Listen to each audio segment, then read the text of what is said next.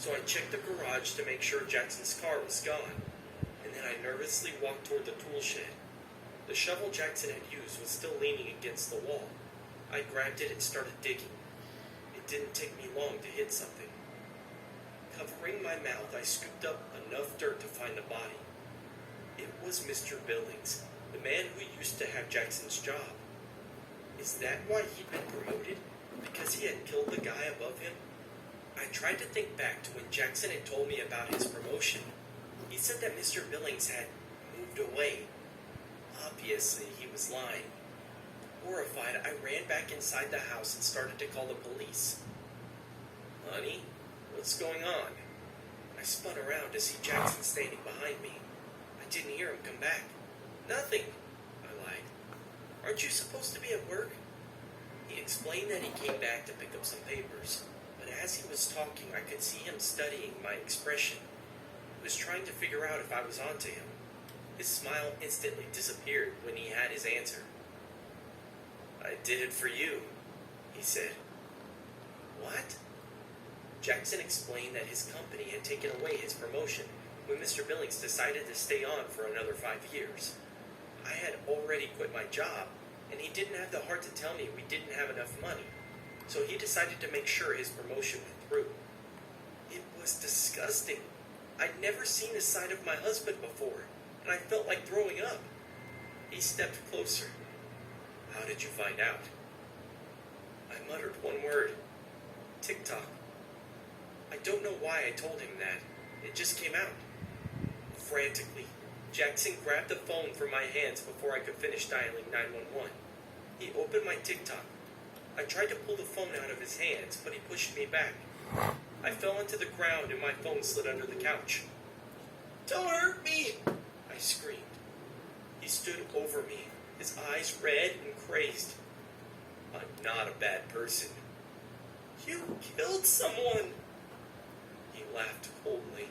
Then he asked if I was going to say anything. I have to, I told him. People already saw you. It's on the internet now. Wrong answer. He dove on top of me. His hands reached around my neck. He squeezed.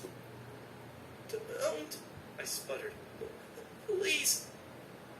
He didn't look like my husband anymore. He looked like a total stranger. He squeezed so hard, everything was turning black. I knew I was going to die. I didn't, though. I just passed out. But when I woke up, I was tied to the couch. Jackson stood in front of me, waiting for me to wake up. He said he wasn't going to let me go until I promised to keep his secret. He'd gotten away with the perfect murder, and he couldn't let me get in the way. I begged him to reconsider. I knew he still loved me. He had to. He slowly, calmly explained everything he'd done to Mr. Billings, all the ways he was able to cover his tracks, and he reminded me over and over that he did it for us. There was nothing I could say to reason with him. Something had snapped in his brain. I felt completely hopeless. Finally, I said, "Just kill me then. I'd rather be dead than married to a murderer." He laughed once, and then he pulled a knife from his pocket. The same knife he'd used to kill Mr. Billings. He stepped closer, eyes wide. But before he could hurt me, the front door burst open and a bunch of cops rushed in. Jackson didn't put up much of a fight as they held him down and handcuffed him. One of the cops untied my ropes. "How did you find me?" I asked. "We got dozens of calls from your TikTok fans," he answered. With my hands untied, I reached under the couch and pulled out my phone. My phone was in the middle of live streaming. It had recorded the audio of everything that had happened. I guess one of us had pressed the record button when Jackson and I were fighting over the phone. I looked directly into the camera and my thousands of new followers, and I said, "Thanks. I promise you my new book will be just as exciting." Faça supermercado onde você já compra de tudo. Frete grátis e envio rápido.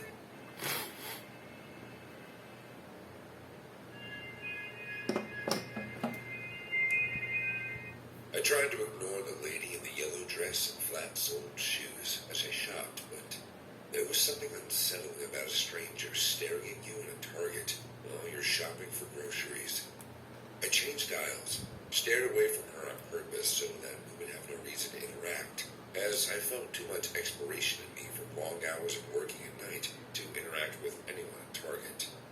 But her staring was persistent, following me everywhere I went, until I was forced to confront her. I drifted to her as stealthily as I could, careful not to disturb the other shoppers, but realizing I would have to be loud if I was suddenly in any form of danger. When we were closer, I perceived a strangely familiar smell from her, which sent my brain into this familiar sense of remembrance. My brows fell into the middle, and my scowl eased when I saw that this stranger smiled at me. "Excuse me, miss, do I know you?" I asked in hushed tones, just around the aisle from the toilets. I was not aware of the large Target signpost just above my head, so I moved underneath it as she spoke. "Do you?"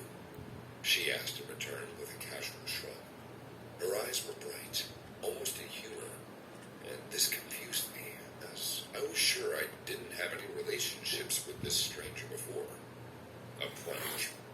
A bitter pool flooded my mouth as I looked over my shoulder to search for any hidden camera that could be used to be set up to capture my reaction to amused audiences.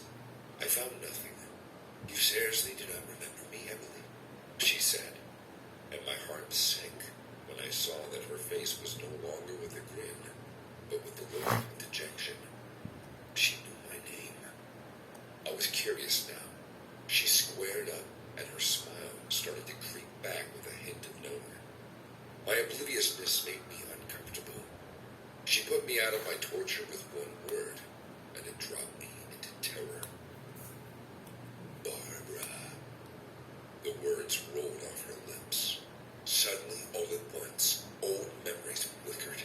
Forgotten thoughts that I had long been detached from as I grew older started back into my mind. I stuttered an incoherent phrase. I looked around, and it suddenly felt like we were alone in the aisle. The loneliness seeped into all parts of the store, and I was horrified that 23 years after college, Barbara still remembered me. I gulped with difficulty, horror causing my eyes to glaze with tears. I recalled the last time I was trapped by her into the confinement of our room in college. All that cryptic sermon about sacrifice of my life, and the lingering fear that I had to battle for years after she stabbed my chest with the poking knife. Pieces of my life had fallen into better places since then, but the picture of chilling manipulation emerged with a rush. Seeing her again felt as though I had betrayed myself a second time. "Stay away from me, Barbara," I cried as I stumbled backwards. She ignored my frantic warnings and instead marched with me, ever so stoic and hypnotic, her eyebrows flattened in relaxation. I cried out for help, knowing that somewhere in a large store someone would hear me out and do something about it. But my feet failed me when I tried to run. It felt like a terrible dream that I willed myself to be awoken from.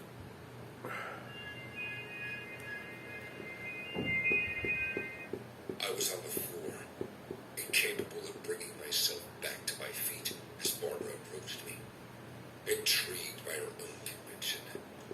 Perhaps she saw in me the little naive girl that she manipulated into a death pack, one that she could finish her twisted fantasies on, the same that she had started over 2 decades ago. "You owe your life to me, Emily. Don't you see that you never really escaped it?" she said to me with an unsettling whisper as she grabbed an item from the rack. My eyes followed her movement, and I saw that it was a thin rope that she had picked. My dread heightened. My life flashed before my eyes, and my entire body was numb from this confrontation, which I wanted no part in. I turned over on the floor and buried my head in my hands to cast away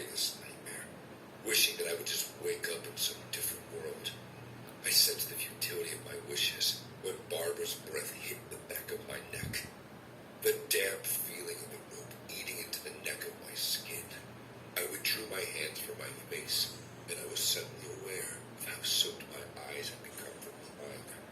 My lips parted, and I started to sob out loud, offering pleas to her for mercy. Minutes passed into a blur of anxious waiting for salvation that I no longer had hopes for. I surrendered to the terror of death when I saw its hands reach for me from the darkest recesses of my fear. My mind replayed every interaction I had in a fast-moving reel, and it was strange to experience them all as I fully enveloped in what was happening. I gasped for air, and my ears felt as though they would explode from the rush of blood going to my head. "Please, Marva, stop," I sobbed. She hushed me and told me that my sacrifice was necessary. She tightened the rope. I simply hoped at that point for a quick death. I was surprisingly aware of what the news might read. Lady found strangled to death in retail store. I was going through every thought in my head when suddenly I heard the sound of something bang behind me. The rope around my neck suddenly fell loose, and I coughed up in a violent fit as I scrambled blindly away from my attacker. Two strangers, a man and a woman, suddenly appeared in front of me.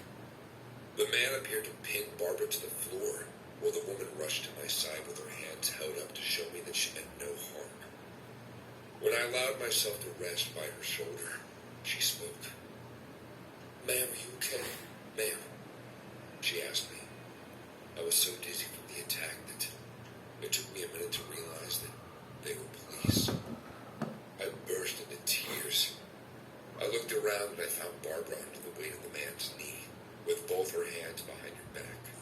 Barbara looked remorseful, just as she had when she made me deny that she hurt me back in college.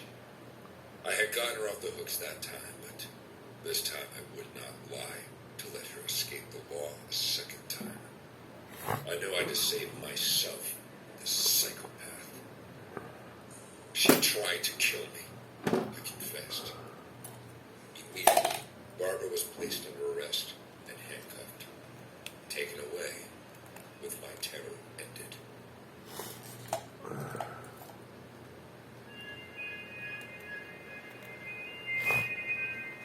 Gente, olha essa cena. Eu preciso muito do material de água para aplicar aqui e deixar essa superfície de uma água de piscina ultra realista. E aqui no Unreal é muito simples, tá? Eu venho aqui na aba do ponta do browser, na pastinha All, e procuro por Water. Pesquisando por M_Water, que significa Master Água, né, em português, eu crio seu material instanciado e nomeio da forma que eu queira aqui. Eu simplesmente aplico e olha o primeiro impacto que temos aqui na nossa cena. Nesse momento, eu venho e ativo todos os parâmetros necessários para deixar essa água super realista. Tá, mas por que? E quais são esses parâmetros? Por que eu estou ativando eles? Gente, lá no canal do YouTube eu te mostro tintim por tintim o porquê que eu estou utilizando isso, qual que é o sentido e como é cada um desses parâmetros, tá? Eu te convido a ir lá no canal do YouTube e assistir essa aula, porque olha o resultado desse material. Está incrível, né? Vamos lá, gente. Vamos lá conferir. Dá-lhe render.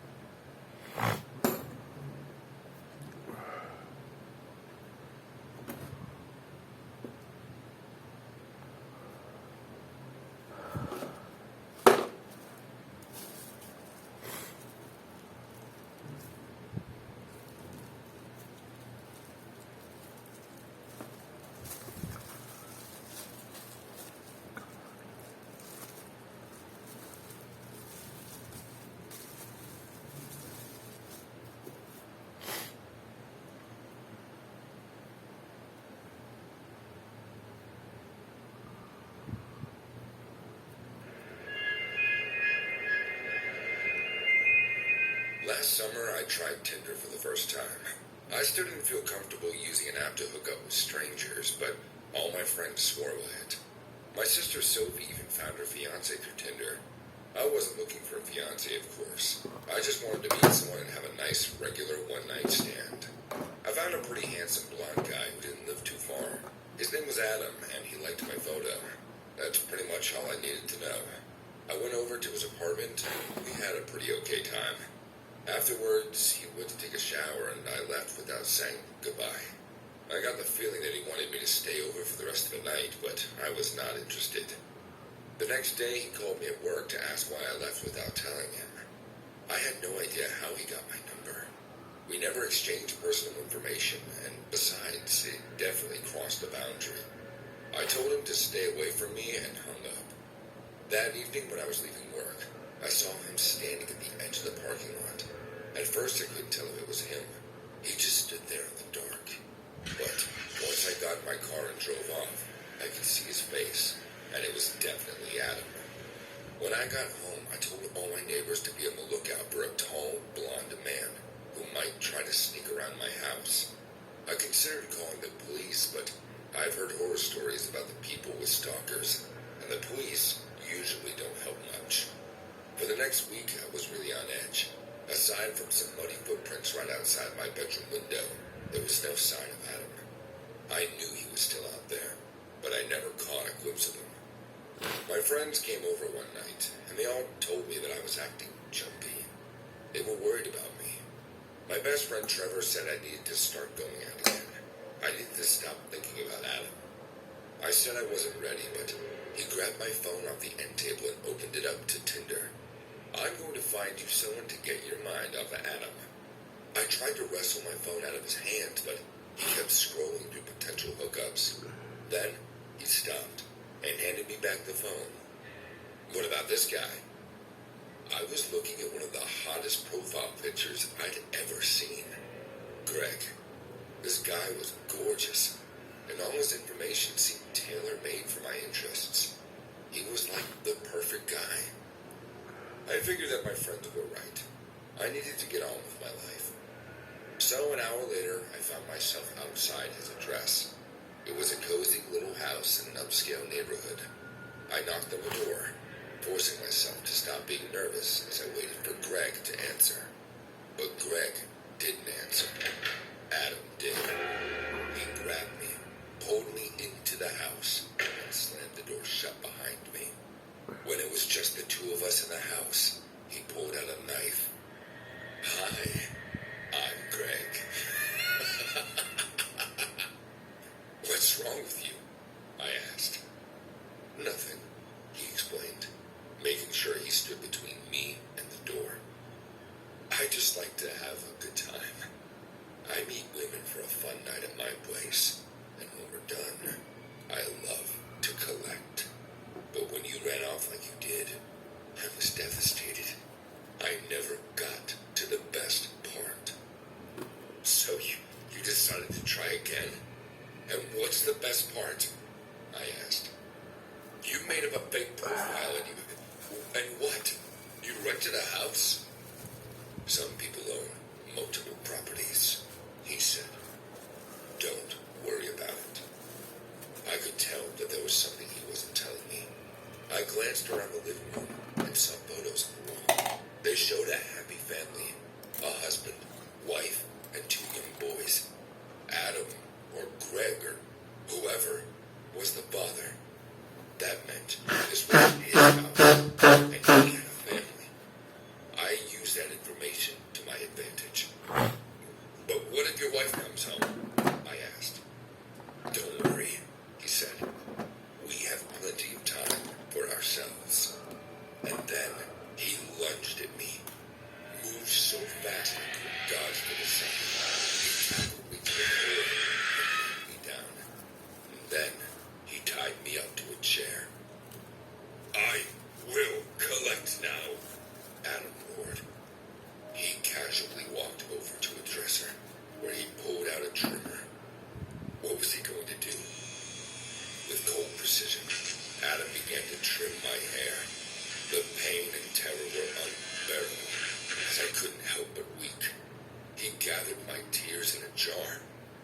satisfaction growing with every drop. As the jar filled, I felt a sinking realization that my life was in grave danger. Suddenly, the front door creaked open, and to my relief, his wife entered the house. She wore a sinister smile that sent shivers down my spine. I soon learned that she was just as deranged as her husband, if not more. The sight of me tied to the chair seemed to amuse her, and she wasted no time in joining the twisted ritual. With a wicked grin, she took the trimmer from Adam's hand and approached me. I begged for mercy, but it was as if I had entered a realm of madness where compassion held no place. The wife began to trim my hair with cruel delight, matching her husband's unsettling composure. I cried in agony, but my pleas fell on deaf ears. In a sickening display of sadism, they both collected my tears in separate jars, competing as if it were some twisted game.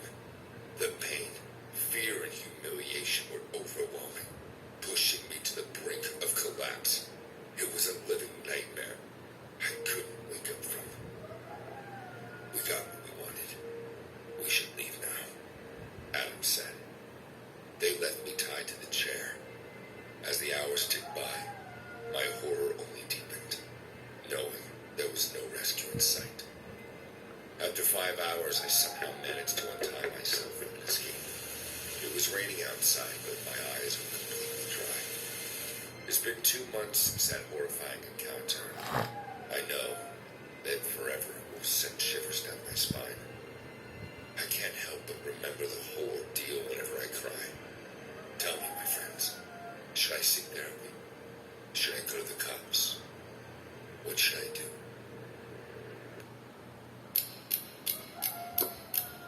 Escuto o meu motor fazer. Eu vou ultrapassar você. Te amassando com meu ronco quando viro tic-tac. Competing as if it were some twisted game. The pain, fear, and humiliation overwhelmed, pushing me to the brink of collapse. It was a living nightmare I couldn't wake up from. We got what we wanted. We should leave now, Adam said. They left me tied to the chair. As the hours ticked by, my horror only deepened, knowing there was no rescue in sight. After 5 hours, I somehow managed to untie myself and escape. It was raining outside, but my eyes were completely dry. It's been 2 months since that horrifying encounter. I know that forever will send shivers down my spine. I can't help but remember the whole ordeal whenever I cry. Tell me, my friends, should I seek therapy? Should I go to the cops? What should I do?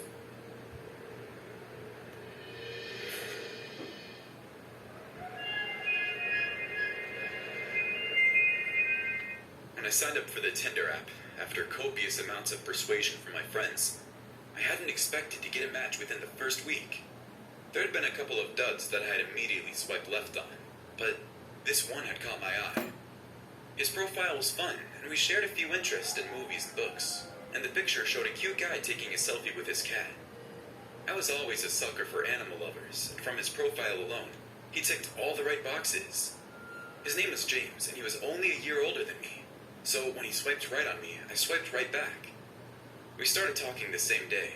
I was a little tentative at first, since it was my first time using a dating app, and I wanted to make sure there were no red flags. But he was perfect. Accommodating, curious, friendly. He showed genuine interest in what I talked about, and it felt like we really connected. When I found out he lived in the same city, it felt like fate. We decided to hold off meeting for the moment, but we spoke almost every day. When I woke up, there was always a message waiting for me, saying some things like, "Good morning," or "I woke up thinking about you." I never met someone who made me feel special like that. Of course, I wasn't completely gullible. Part of me knew from previous experience that it seemed too good to be true.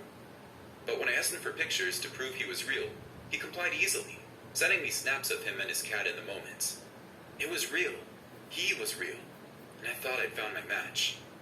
The next step was a phone call. I decided I would know for sure if I could hear his voice, hear a real person talking to me, not just a text message. He agreed, and we decided to call at 7 o'clock the next evening.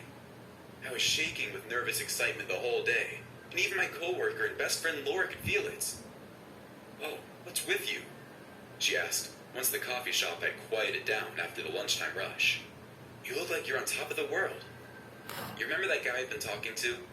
I said, drumming my fingers against the counter. I could barely stay still. "I'm calling him tonight." Laura grinned. "That's great." I nodded. "I know we're taking things a little slow, but I want to make sure I'm not getting involved with someone, dodgy," I said with a small laugh. "Have you seen pictures of him?" Laura asked, her eyes narrowed slightly. I made sure the cafe was empty before pulling out my phone and bringing up a gallery of all the photos. "Yep, he sends them as soon as I ask, so I know they're real. I know he's real." Laura's eyes lit up. Show me," she said, leaning her head against my shoulder and looking down at my phone. "Aw, he's cute, and he has a cat." "I know, and he's so lovely. I really think I found a decent guy, and you know how difficult those are to find these days," I said, rolling my eyes. Laura said nothing. She was still looking at the photos, a small frown between her brows. Something about him seems kind of familiar," she said, her voice pensive. "I feel like I've seen him before." I glanced up in surprise. "Really? I mean, he does live in the city. Maybe he actually lives pretty close." I looked around the cafe as though expecting him to suddenly appear, but the place was still empty. "Yeah, maybe," Laura said, shrugging. "I'm happy for you, though, and I really am." I grinned and put my phone away as the bell above the door jingled and a new customer came in. I tried to distract my mind for the rest of the day. By the time 7 o'clock rolled around, I was antsy and excited, waiting for James to call. I'd spent the whole day imagining what his voice might sound like and what we would talk about. I never had good experiences with dating in the past, so there was still a shiver of apprehension that something would go wrong. But for the most part, I was certain that James seemed like a great guy. My phone rang with an unknown number dead on 7 p.m. My fingers were trembling as I picked it up and accepted the call. "Hello?" I said, my heart fluttering. "Emma?" The voice was unexpected. That's the only way I could describe it. It sounded like it belonged to a young man, but at the same time, there was a strange breathless quality to it, like it was coming from far away. I heard a soft crackle and the phone line disconnecting, and then someone breathing raggedly. James, are you there?" "Yeah, sorry," he said, his voice cutting.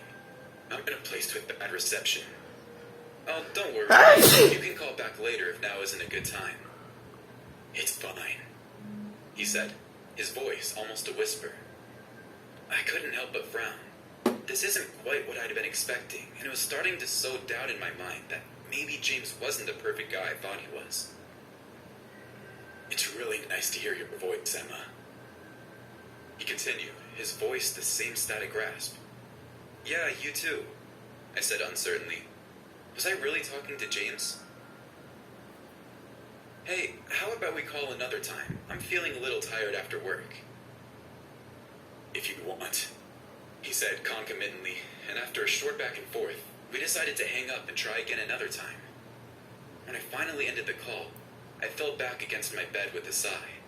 That hadn't gone the way I'd expected at all, but I didn't want to give up on him completely just because of a phone call. Maybe he really was just in a place with good reception. We kept talking for a few more days. James apologized for messing up the call and sent me an adorable picture of him with his cat, who I learned was called Misty to make up for it. And then we decided to meet up. I felt a little weird bypassing the video call stage, but he seemed eager to meet. And despite the phone call, I was also excited. We planned to meet outside an internet cafe in the middle of the city. I had to take a bus there, and when I told Laura where I was going and who I was meeting, she insisted on coming with me, just in case he wasn't who he said he was. Quer ter a chance de ganhar até R$1.000 todos os dias? Cadastre e use o seu Visa Débito para concorrer. O uso consciente de medicamentos depende de uma avaliação e acompanhamento médico. O tratamento recomendado pelo seu médico é para você, pois considera a sua condição individual de saúde. Novo Nordisk, pelo uso consciente. She camped out in the internet cafe while I waited for the postbox outside, where we had designated the meeting points. I waited there for a good 40 minutes before I realized he had stood me up. That's when I knew that James, the embodiment of my ideal guy, wasn't real. Only it was so much worse than I thought. I headed inside the cafe where Laura was waiting for me, and saw her face take on an ashen tinge as she stared at one of the computer monitors, her fingers scrolling down the mouse. He didn't show up, I said, making her jump. She looked up at me, Jeez. Em? She said slowly, turning the monitor around so that I could take a look. Is this the guy you've been talking to? On the screen was a photo of James, a few years younger than he seemed now. I frowned. Yeah, that's him. Where did you find this? I heard her swallow audibly as she clicked off the image, taking me to the article where it had been posted. James Ashton, she read out, dies tragically after meeting with a psycho girl on dating app. I felt my blood rush out of my cheeks, the ground feeling unsteady beneath my feet. Wait, he's dead? Laura nodded, her voice wobbling. Yeah, and he has been the whole time you've been talking to him. As I tried to process this shocking revelation about James, I found myself unable to let go of the mystery. The feeling of being ghosted by a deceased person haunted me for days. I had to know the truth. As I dug deeper into James's background, I discovered a series of disturbing coincidences. Every person who had interacted with James on the dating app had a bizarre encounter, and all of them shared a peculiar connection. They either experienced severe misfortune or met their untimely deaths. I was now convinced that there's something unnatural at play, something sinister tied to James's virtual presence. With Laura's help, I delved even further into the matter, only to stumble upon an old, ominous urban legend that mentioned a malevolent spirit called the Digital Spectre. According to the legend, this vengeful entity preyed on the living by posing as deceased individuals on various digital platforms, seeking to bring harm to anyone who engaged with it. I realized that James was nothing but a malevolent ghost, manipulating tech to lure and harm unsuspecting users. A wave of terror washed over me, but the thought that I had narrowly escaped becoming another victim gave me some composure. But my horror didn't end here. Over the next few days, strange glitches occurred on my laptop and phone. I received cryptic messages from unknown sources, and my mental health started to go south. As days passed, my grip on reality started to crumble. I could hardly leave the safety of my home. With the unnatural power involved, how could I trust anybody? Lines between the real world and the digital realm blurred for me completely. I'd stopped eating and drinking. With each passing day, I was slowly losing it. I was hooked to my phone 24/7. Something dark and unknown was pulling me towards it. Emma, what happened to you? Oh my God! It's been 2 months since I was rescued. Laura has burned both my phone and laptop. I'm slowly recovering, but my therapist says it will take a long time for me to be my former self. I guess I would be better off social media forever.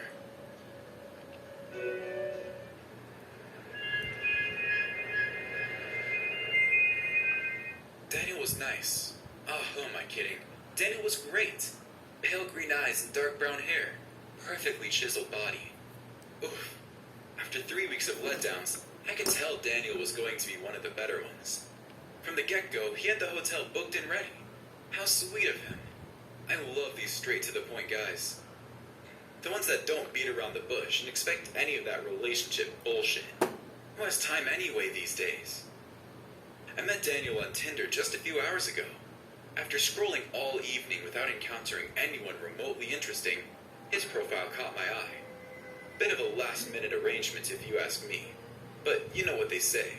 Spur-of-the-moment decisions are some of the best ones.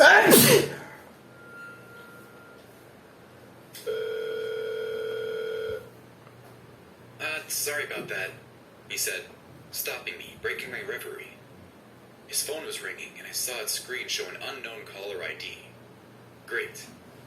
Do you mind if I pick up? Could be someone from work. He politely asked. Yeah, of course. Not like I'm going anywhere tonight, I said with a wink. A small incentive so he'd remember to finish the call quickly. Daniel gave me a nice, sexy smirk in return and picked up the phone. Hello? You look confused. Who's this? I think you have the wrong person here. He was pacing around the room. Then, with a worried look plastered across his face, I could faintly hear a woman's voice on the other end of the line. A secret lover? God, maybe he's got a whole other identity and is married with kids. That wouldn't be a first. You can never tell with these guys you meet online. Yes, I'm Daniel Walton, but I'm telling you, I haven't taken a loan, much less one of that sum. You have the wrong number. He sat down on the edge of the bed now. I raised an eyebrow and mouthed, "Is everything okay?" He nodded, but I could tell things weren't exactly what you would call okay. Suddenly, there was a knock on the door. Daniel went pale. I'm telling you, I don't know anything about a debt. It's not mine. You're the wrong guy. Leave me alone or I swear I'll... He screamed into the phone and immediately got hung up on. Now I was getting worried. Did I misjudge him? What sort of illegal thing is this guy into? Daniel looked at me in the eye and said, "Look, Julia, that was some crazy lady rambling about debts that I need to pay tonight. She said that if I didn't do it willingly, one way or another, her men will make sure that I do. So I think we're gonna have to make a run for it." What? I asked, confused about the whole thing. I have no idea what debt she's... Daniel Walton, open up! Shouted a man on the other side of the door. Damn it, that has to be them now. Well, what do we do? I asked him again. Daniel looked around the room and locked his eyes at the window. We were on the 6th floor, but there was a fire escape outside. The men kept banging on the door. He didn't have to explain. He quickly crossed the room and tried to open them. No go. They were bolted shut. We could hear the men working on the locks, trying to break in. I looked around and saw a particularly heavy desk light and tossed it over to Daniel. He swiftly caught it and opened it out the window, breaking the glass in the process. Freeze! Too late. The men had broken through the door. They held Daniel and me at gunpoint. There were two of them, wearing cheap black and white suits. One of them began talking. Daniel Walton, I trust that madam has explained your circumstances. We require your outstanding debt of $500,000 paid in full tonight. We both had our hands up. Daniel looked like a deer in the headlights. He stuttered. I don't remember anything about such a debt. It's not mine. You've got the wrong guy. Please. They slowly moved towards him, holding him at gunpoint. Daniel was getting desperate. Please, he begged them. The same man spoke again. Sir, you have to understand that if you're unable to pay us in full tonight, we're at the liberty to take any one of your organs to cover the outstanding amounts. Daniel looked at me. He thought of something. They don't have to be mine, right? Locking eyes with me, he asked them, the organs, they don't have to be mine. I sighed. It always came down to this. I thought at least cute little Daniel Walton here would hold up for a few hours, but no. He's weak like everyone else. Alright boys, that's enough. Wrap him up. Daniel's eyes went wide. He was about to face the men when the bullet hit him square on the forehead. The other guy had fired his gun, the noise contained by a silencer on its muzzle. Wasn't a bad kill at all. On point, exactly what we needed. Remind me to recommend you to my uncle, okay? I whispered into his ears while he knelt over Daniel's dead body. Yes, ma'am. He replied as he helped carry Daniel's body to the bathroom. Oh, and Malta said she would like a word with you, ma'am. Of course she does. I rolled my eyes and threw myself on the bed. That was a complete bummer. It didn't even last 5 minutes. Daniel's phone rang again. The man handed it to me, and sure enough, Malta was on the other end. Calling to revel in my misery, is it? I asked as I turned to look at the ceiling. Oh, come on, did you really look at the profile we compiled on that guy and think he would last more than 5 minutes? Money laundering, aiding, and abetting human trafficking? You can't be serious, right, Talon? Oh, I don't know, Malta. Maybe I'm just getting old and soft. Well, either way, you lost the bet, so family dinner's on you tonight. I sighed. All right. What do you want? I could hear clicking a pen. You remember that place at the corner of Chinatown, near the butcher's? Not sure. Is it above our old speed lab from all those years ago? Yeah, that one. Dad loved that Peking duck place, no? We should get him something nice tonight. You know, with all the trouble he's going through with the synthetic substance guys. Of course. Anything for you and the family, Malta.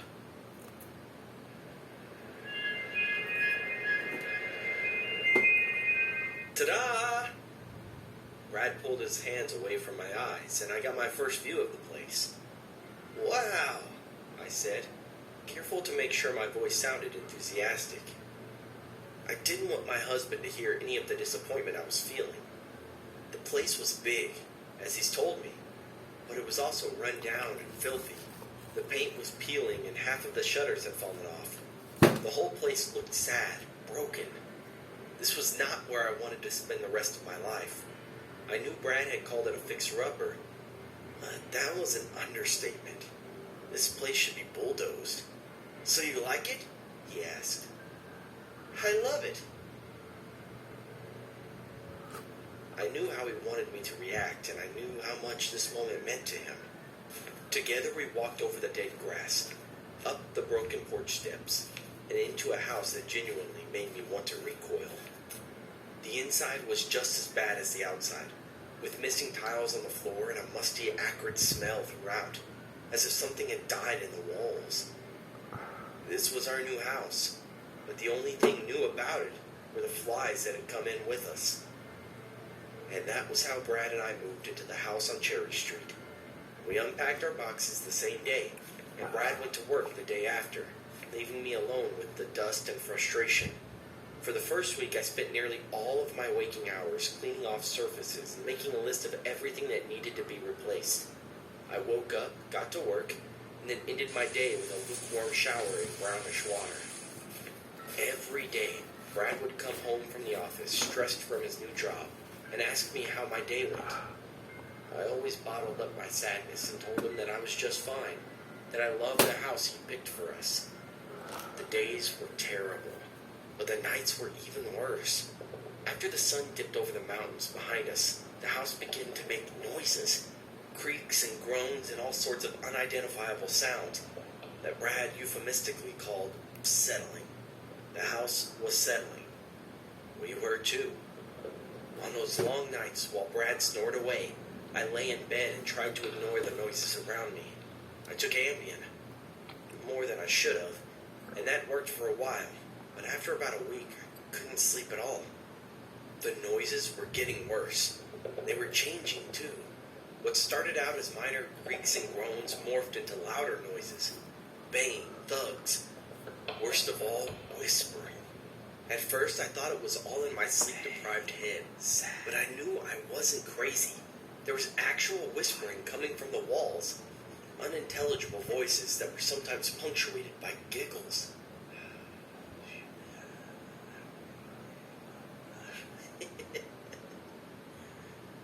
Several times I woke up Brad from his deep sleep, but as soon as I did, the whispering stopped. It was as if the house wanted to terrorize me and me alone. Each time he got increasingly annoyed, as if I was finding unnecessary flaws with his perfect home. After a few nights of this, I gave up completely. He'd never hear the voices, and he'd never believe me. After 2 weeks of sleep deprivation and near constant fear, I'd had enough. The whispering had grown even louder, the voices more confident. I had to figure this out for myself. I pushed myself out of bed, careful not to awaken my husband and elicit even more anger. I crept out of the room and into the long, dark hallway.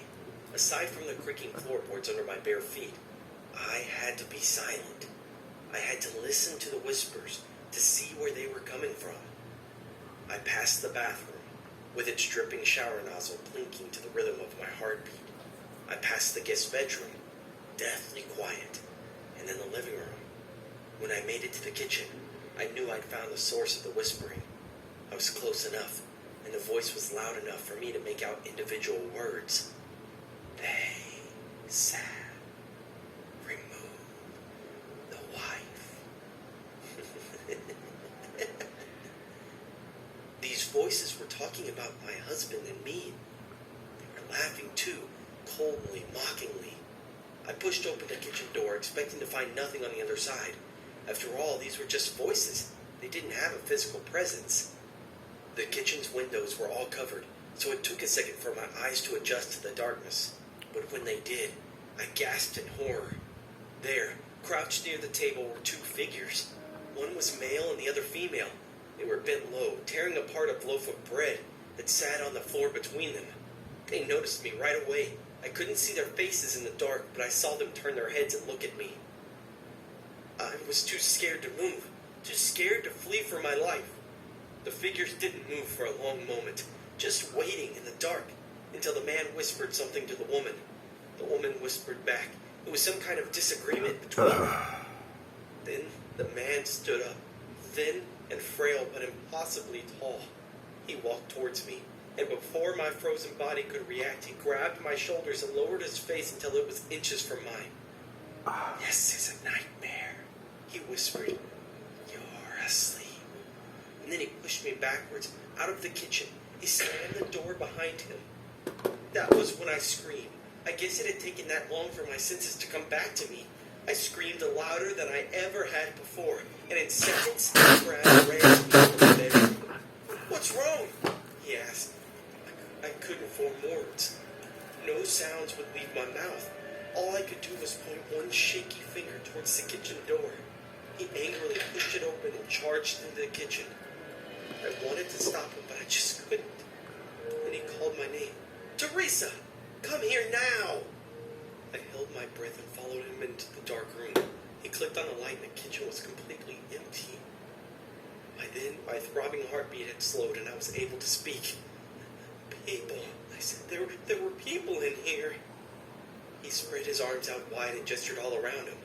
"Yeah? Well, they're not here now. Jesus Christ, Teresa. Do you hate our new house so much that you have to ruin my sleep